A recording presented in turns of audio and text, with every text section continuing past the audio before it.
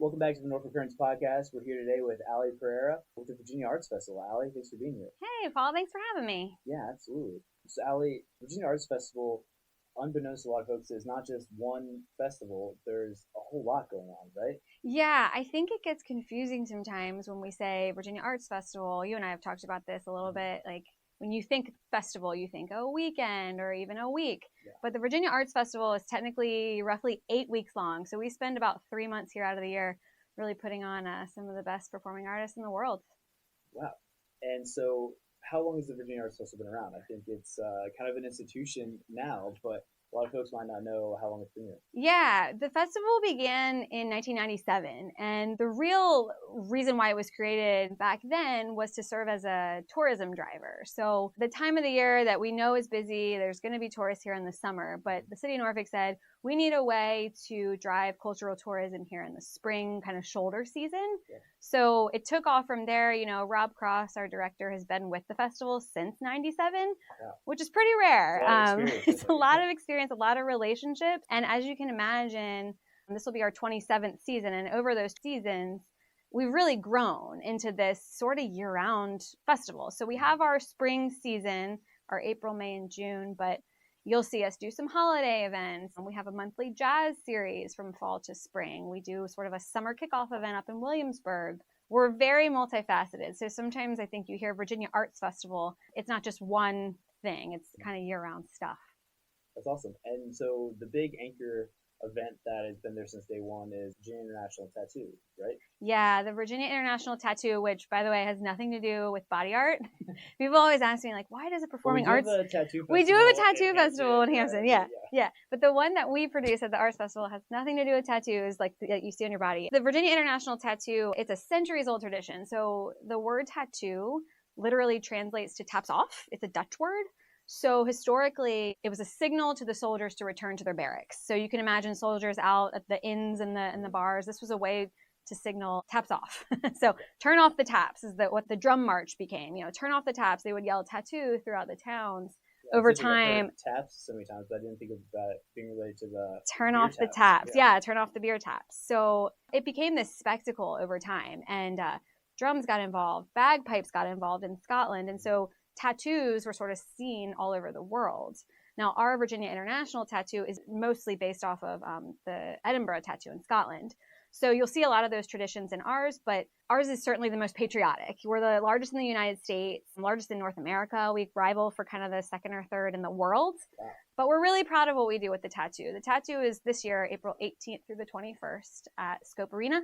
And each year we have a different cast. So 7 or 8 different countries come in. It's sort of their military band's best display of music and might. So you'll get to experience 7 or 8 different cultures over the course of the tattoo week. Yeah, that's awesome. And no better place to do it than right next to the world's largest Navy base in a sense. And so all these other groups are coming here are they just to show off, or are they doing something else with their time here? Yeah, a big part of the Virginia Arts Festival's mission is education outreach. We have a whole education department, again, year-round, where we're going into the schools, working directly with the students. So with the tattoo, we keep that mission alive. Every band that you'll see come in from, whether it's the Netherlands, we have a really cool group from the Switzerland this year. They're going to come in and go into the schools that week leading up to the 18th. They all get in that weekend before, and they're going in and working directly with the students, whether it's a master class or we've got 2 lively student matinees at Scope Arena where we bring the schools to us. A big part of the mission of the tattoo is reaching the students and reaching those folks that maybe wouldn't have otherwise known that music could be a career for them. A lot of people think military, they think, you know, you're going to go into combat, but there's musicians that make a career out of being a musician in the military. Yeah, no, that's an incredible career opportunity. So education is, I guess, one of the core missions of Virginia Arts Festival. What else is kind of driving you guys and your mission to exist? Yeah, another part of our mission, we've got a couple pillars here. So like I said, to present world-class performing arts, you know, right here in our city so that folks don't have to travel elsewhere. They can experience something here at home, and also to drive cultural tourism, to reach the students, another part of our mission is to create world premieres. So every year we'll work with a professional dance company, or we have an opera institute called the John Duffy Opera Institute. It's a breeding ground for new works in the opera world. So what's cool about those works, a couple of years ago, we did a piece with Dance Theater of Harlem called Passage. And so because we're the brainchild of it, the Virginia Arts Festival kind of legacy will get carried on, and that those pieces will go on to be in the repertoire of Dance Theater of Harlem or in the repertoire of X, Y, and Z opera. So it's really fulfilling to be able to, you work years sometimes on some of these pieces, and then they don't just go away, they kind of carry on.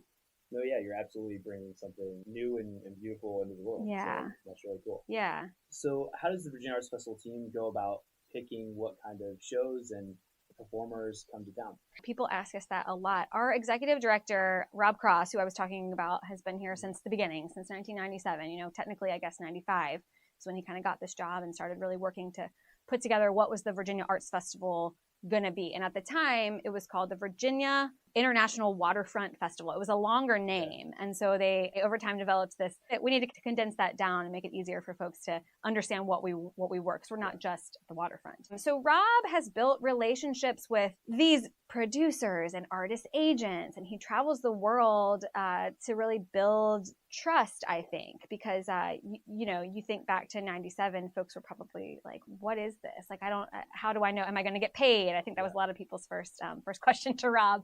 He's built a reputation for us where folks know that when they come to Virginia, when they come to the Seven Cities, coastal Virginia is kind of how we position it. They're going to get taken care of. They're going to have a great audience. They're going to have a great experience staying in our hotels, eating in our restaurants. And I think that that's a testament to Rob, and that's a testament to kind of the festival team for building that culture. But as far as like how he chooses, he looks at national tours, and he kind of works on like a 2 or 3 year out basis. So right now we're talking 2024, but Rob's already thinking about 2025 and 2026 and reaching out to those artist managers to see what's on the table. Yeah, I'm sure with the caliber of acts you guys are looking at, their calendars are booked out. Yeah, and in a cool way, a lot of similar type festivals in other states. We work collaboratively, so we've got an organization called the International Festival Managers Meetings, where it's kind of a roundtable discussion where we get on the phone with similar organizations to us and just kind of like cross compare, like what's trending right now, who's on the road, who isn't touring this year. I think Rob gets a lot of intel. And he works really closely to make sure that it's not just what he's into is what we're presenting, So Rob's also a member of the Virginia Symphony Orchestra. So classical music's always been really important to him. But the classical music lover might not also be the professional dance lover. So I think he does a good job of kind of making sure that all genres of performing arts are represented. And so all these world-class performers, where do you bring them to perform? Do you guys have one venue you're working out of, or is there a lot of places? We're really lucky at the Arts Festival because we're not just one venue, we're not just one genre. We've actually got a theater on the second floor of our building at 440 Bank Street in downtown Norfolk, but we present in venues throughout the region, really. We go as far up to Richmond. We've done some performances in churches up there. We present some outdoor music on the lawn of the art museums in Colonial Williamsburg. That's a really fun venue for us. We build a big tent and set up a big stage. Yeah. But then the traditional venues, Chrysler Hall and the Ferguson Center, the Sandler Center in Virginia Beach. We're in some of those larger halls here in town too. Obviously Norfolk Scope with the Tattoo. We present in sort of non-traditional locations sometimes too. We've got this series called our coffee concerts, where we go to places. This year we've got one in the Williamsburg Library in William and Mary campus. So we find these unique and more intimate spaces for some of our artists too, to keep it really diverse so that we're not just in one place. Yeah, that's really interesting. And so for those folks who are looking at trying to go to one of these shows, the season is just now starting, is that right? Yeah, the season kicks off April 13th. We're going to be at Chrysler Hall with the Virginia Symphony Orchestra doing a sort of semi-stage production of Sweeney Todd. So it's not the full Broadway show that you see, but it's all the music. The symphony will be on stage, and we turn right back around Sunday at Chrysler Hall with a group called Step Africa, telling the history of step dance. Very diverse opening weekend. And then from there, we're really on from April, and our last event is June 23rd. So we span April, May, and June, and it's busy season for us. A cool product of the pandemic for us was this venue that you'll see now in downtown Norfolk called the Perry Pavilion. Every other day of the year is just a green space next to the Wells Fargo building, next to Bank Street Garage. During the pandemic, if you remember when venues were closed and you can only have a capacity of maybe like 250 people. We said, Hard to forget as yeah, ever, right? yeah, exactly. It's hard to forget now. We said, all right, well, if we can't present inside venues, let's just build our own outdoor venue. At the time, we called it the Bank Street Stage. It's now developed into the Perry Pavilion. It's really caught on, and our audience loved it and said, let's keep the Perry Pavilion going and not just have it for the pandemic. So we've upgraded it over the years. There's a full bar in there now. There's sides to the tent. There's doors that we put a floor down. So it really feels like a venue, and it's right in the heart of downtown. Yeah, that's incredible. Yeah. So what are the kind of performances that you think are the most standout, either to you personally or to maybe the most popular in general public? It's such a cliche thing to say, but there's something for everybody on this lineup. But I would say some of the like heavy hitters, like game changers for us this year. We love when we get to present Dance Theater of Harlem. They actually get in here April 29th and do a full week-long residency for us. So we'll do a performance up in Newport News on April 30th, and then they'll be down here at Chrysler Hall May 3rd through the 5th. The great thing about Dance Theater of Harlem is they are education mission driven. So they're going to do some outreach while they're here, get into the schools. And there's nothing more exciting to me I have a dance background, but to see young people see somebody on stage that looks like them. Right. So it's really fun to watch kind of their eyes light up and they have that aha moment. Seeing a professional dancer is something that's attainable, right? So Dance Theater Harlem is one that I would say. The Tattoo is obviously one of our biggest events every single year. How many days is the Tattoo run? The Tattoo, we do 4 public performances, 2 student matinees. So those dates are April 18th through the 21st at Scope Arena. Sort of tattoo tip that I always tell people. We present a pre-show event called Tattoo Hullabaloo. If you show up early, 3 hours before every tattoo, you can hang out outside on Scope Plaza with some of the tattoo cast. There are some performances. We have a special tattoo beer that we've brewed with Farmhouse Brewing this year. So excited to cheers to that. But it's a fun way to sort of humanize the show because the show is really larger than life. So show up early for the tattoo and get to find that extra layer to all that show is. And I mean, the cast is over 800 people. So pre-show, you can meet some of those casts and kind of find out even more about why that show is so special. But Tattoo, Dance Theater of Harlem. I keep talking about Williamsburg. Our big kind of corner, I would say, bookend weekend for us is June 21st to the 23rd. We call it Williamsburg Live. Okay. So we set up a big tent, like I was saying, similar in size to the Perry Pavilion, and it's 3 nights of national acts. So Friday, June 21st, Beach Boys. It's like the quintessential summer music. Happy to have them kick things off. Saturday night up there, we're going to present Tower of Power, which is like big brass, just like fun funk, like soul music. I mean, it's going to be a party Saturday night in Williamsburg. And then Sunday, we've got this artist who I was less familiar with, but obviously now I'm very familiar. Her name's LaVey. So she's Chinese Icelandic. So her name is spelled Laufey. Okay. Looks like it's Laffy, but it's LaVey. So she is this TikTok star that really got her following during the pandemic. She's young. She's maybe 24, 25. She started playing like the classic jazz repertoire. I mean, she created this following trying to keep that music alive. Now she's on tour performing with some of the largest symphonies in the world. She's got this younger audience base, younger for us at the Virginia Arts Festival. Typically, a lot of the artists that we present skew with a little bit older audience. But the fact that she's going to close out the weekend in Williamsburg, it's going to be really interesting to see sort of the 18 to 30-year-old audience coming up to Williamsburg, some of them maybe even for the first time. So we're happy to have her close out what's going to be an amazing 2024 season for us. Yeah, that sounds like a great way to end it. Yeah. I know that there's kind of a really wide range of genres and acts. Can you tell us more about kind of how you guys have curated that and what some of those kind of real niche or different acts are?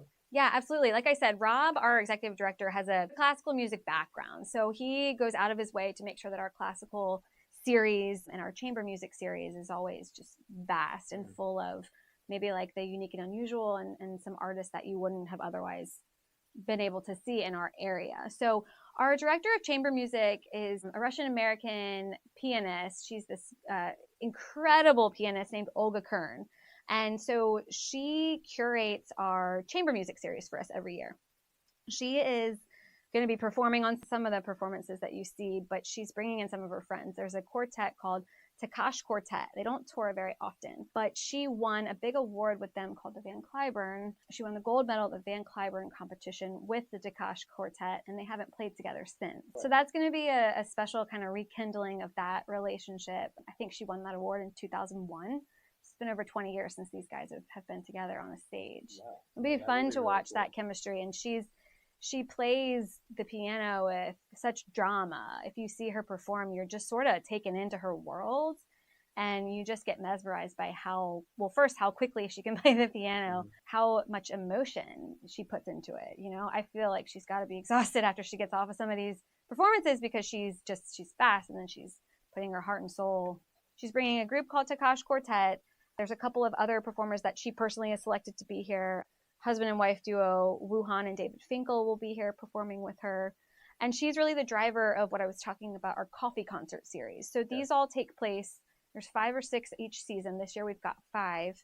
And they're 10:30 in the morning. So that's why they're called coffee concerts. Yeah, you go to a church, you go to a library.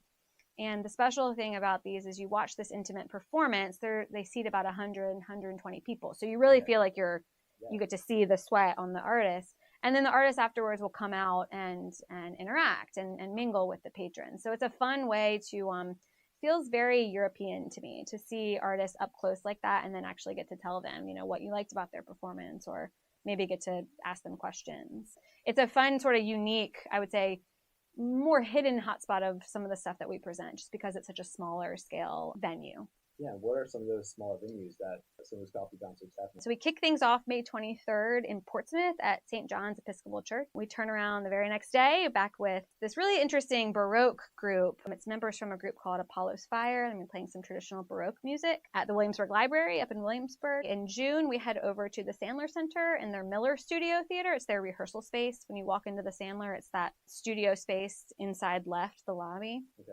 We will do a coffee concert on the second floor of the Virginia Arts Festival building, and that venue is called the Robin Hickson Theater at the Clay and J. Barr Education Center. So a lot of folks don't know that in our building, we actually have a theater that we can set up and in different capacities. We utilize it often for coffee concerts. One of the big hidden gems in downtown Norfolk. Yes, I agree. I mean, I'm a little biased because I work there, but the acoustics in there are perfect. The acoustics are just, it's ideal to hear chamber classical specifically because you have this beautiful view of downtown Norfolk and you can hear great artists.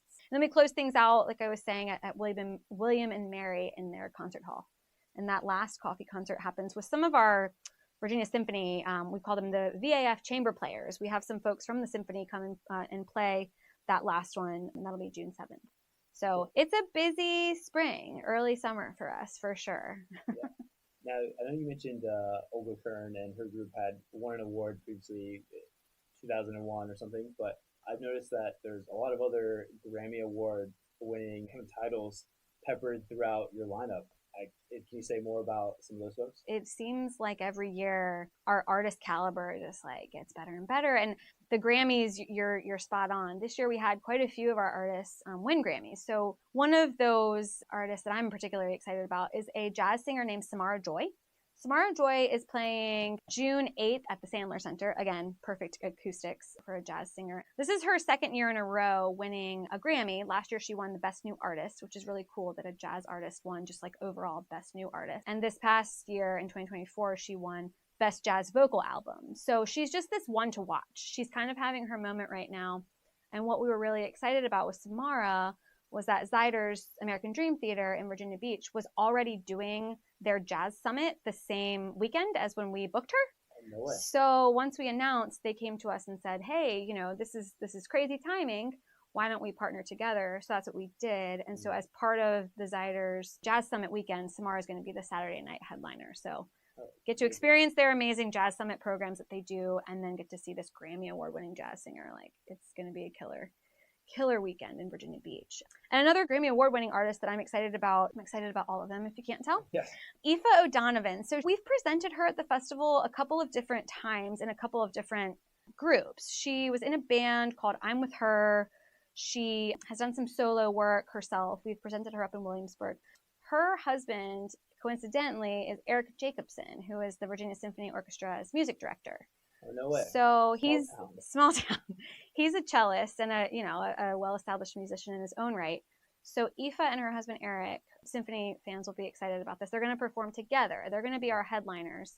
All of this is happening June 1st. She's won the Grammy for Best Folk Album, I think is what her technical award was, or Best Americana. I think it was Americana. But she is going to bring with her two Virginia-based artists to be her openers. So there's the singer-songwriter Yasmin Williams who's going to perform first, and then this husband and wife folk duo called the Wildmans. And she's kind of purposely chosen them to be her, curated into her lineup that day. So the whole day is called Light in the Eastern Sky, a day of music and workshops. She's going to come in early and do some workshops with folks, details to be determined. She's going to offer some workshops. We're going to actually close the street, Bank Street, and the performances will take place in the Perry Pavilion that I was talking about earlier. So happy to be working with North Shore Point. If you guys aren't familiar with North Shore Point downtown, it's Jim Morrison's concert series that he does, typically in his backyard, but we partner with him often on performers in the Perry Pavilion. And I'm happy to say that Lava Presents is coming on board to help us with this Aoife O'Donovan concert too. So it's going to be a fun way for a couple different arts organizations to work together and present kind of a day of music. Yeah, it sounds like almost its own festival. Yeah, I know. Right. That's the other confusing thing, right? Is because we've got these mini fests within our greater Virginia Arts Festival umbrella.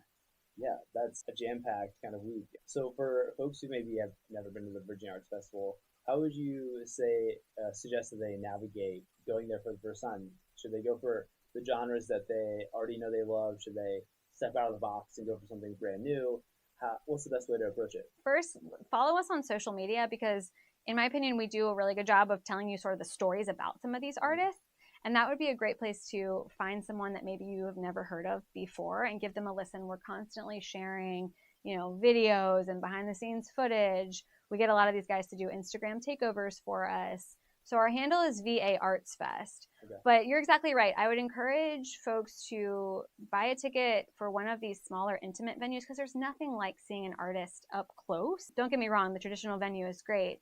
But there's something about that uniqueness and like newness about seeing somebody really like their wheels turning while they're performing. People, I think, forget that we've got opportunities to volunteer at our events. If you're not familiar with us, come and volunteer and check out a show, help us usher or help us, at the bar. We're often looking for lots of volunteers. We've got lots of performances and lots of venues. So that would be a great place to get your feet in too. And so, you mentioned folks coming into town, the performers, but sounds like you also have a lot of attendees coming in from out of the area.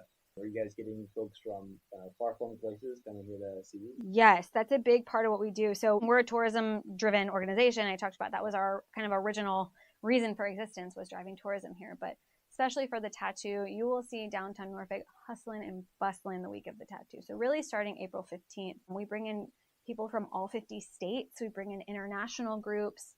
So the great thing about that is the performers, they're staying in our hotels, they're spending money in our restaurants, and they're really becoming our ambassadors to go home and telling their local communities what a great experience they had here in our town.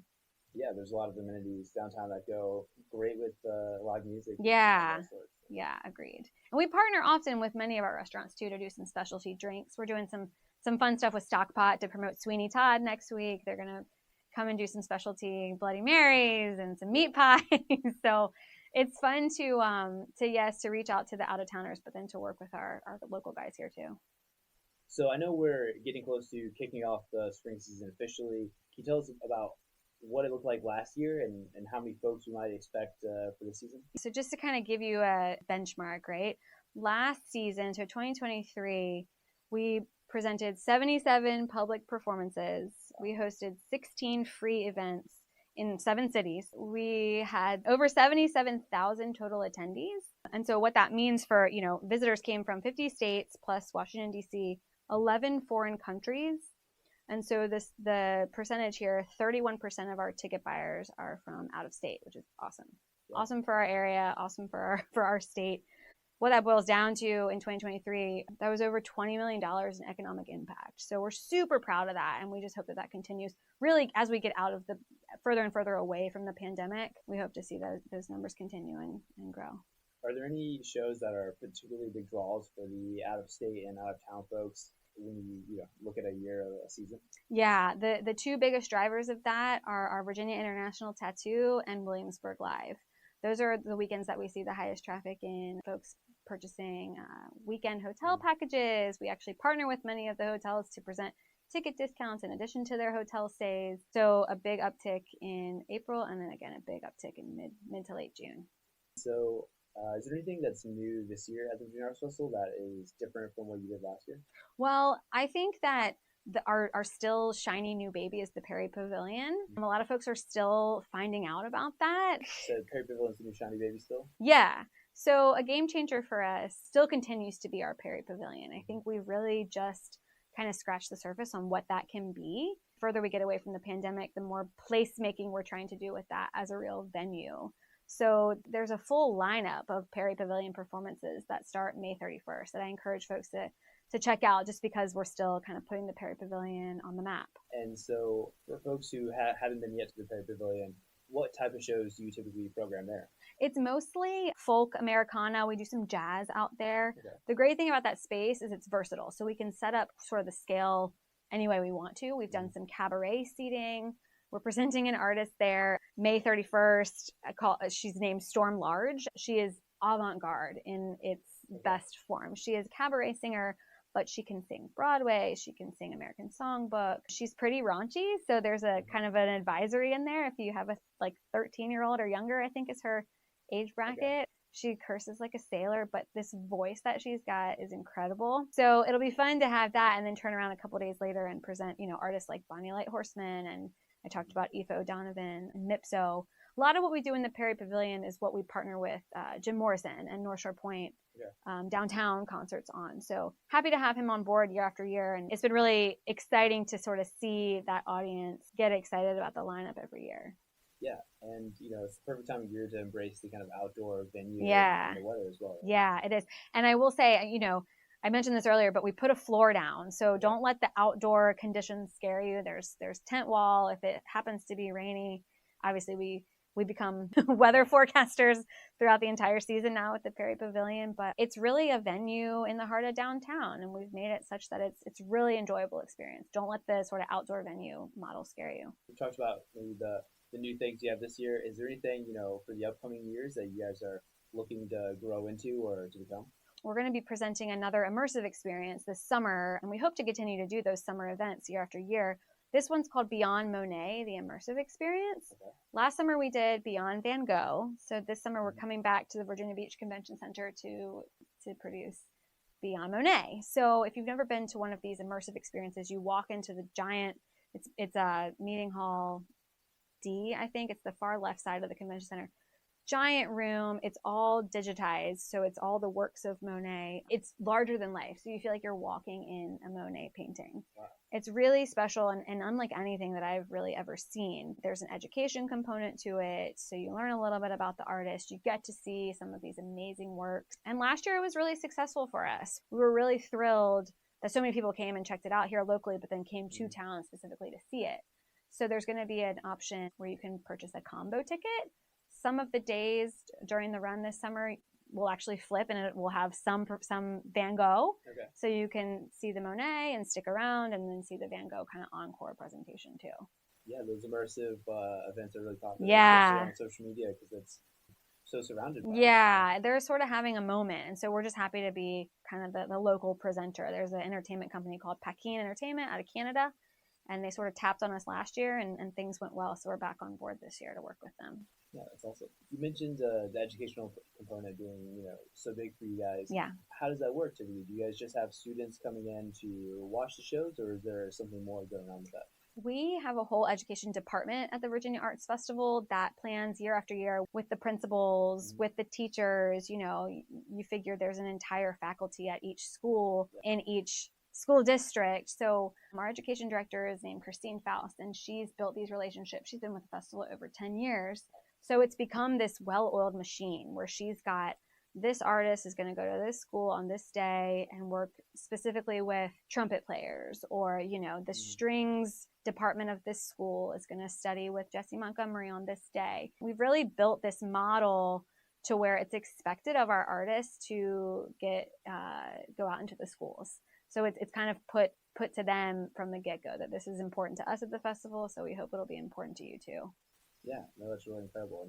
And hopefully we get way more folks, more dedicated to the arts. It sounds like they're already, taking extreme stuff, but, Yeah, yeah. sticking with it. So. And some of the groups, the typical, right? The Governor's School for the Arts, we work really closely with them. We work really closely with the music educators, I would say, are sort of our biggest advocates for not only hosting the students coming to our venues, but getting us really in front of the students at their school. It's one of the most, I think, impactful things that we do is getting in front of a student when they're just trying to figure out their life path. Or maybe they're just a kid who has never even been in a professional venue before or in a setting like that. There's a whole learning component to the arts that I think is really important. Well, compared to those kids who maybe have never been in those kind of professional venues, I'm sure you've gotten the chance to go to, hundreds of these shows at this point. What's it like being able to go to probably a lot of these? There's nothing like seeing a full house for a show. You can just feel the excitement and enthusiasm in the air. And when the curtain goes up and the artist comes out, that's my favorite feeling. It's like the exclamation point at the end of the sentence. Here we are. And, in this day where everyone's constantly on their screens, how cool that we get to all be in a room together and experiencing something like real time for an hour and a half. It's kind of a rare commodity these days. I think it's becoming a lost art, if you will, to go to the arts. So we're hoping to just continue to make that impact. Yeah, no, that's incredible. And I think something a lot of folks are looking to do is get out of the house and off the screens and, actually, enjoy some kind of experience. Yeah, I mean, that's a good point too. A lot of what we present, I talked about Storm Large, who's kind of that's the advisory, but most of what we present is super family friendly. We want you to bring your kids. We want you to make it a family experience. Well, anything else you want to leave us with about the Virginia Arts Festival before we wrap it up? We're thrilled to kick off our 2024 season. It's our 27th time doing this, so we're looking forward to seeing everyone at many of our venues often, and come up and say hi to us. And if you want to get more information, we encourage you to reach out because we've got lots of stories to tell. Yeah, and where can folks find that full lineup and buy tickets? Our website is vafest.org, and our handle on social is vaartsfest. Awesome. Well, I'm looking forward to making out of some shows, and hopefully we'll see you there. Yeah, thanks so much, Paul.